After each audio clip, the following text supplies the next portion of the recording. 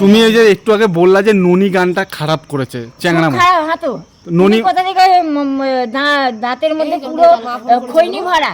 वाह क्या सीन है। লোকটাকে ধরে রাখলে আমার পাশে, তো সেই লোকটার জন্য তোমরা কি বলবো, ননি গানটা তোমাদের ভালো লাগে।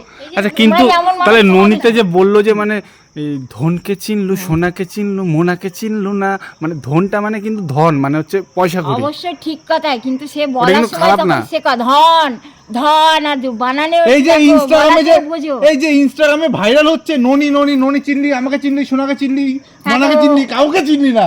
হ্যাঁ ধনের ব্যাপারে আমি একটা গান তাকে শুনিয়েছি একদম। এখন শোনাও তো একটা ধনী। নাও শোনো।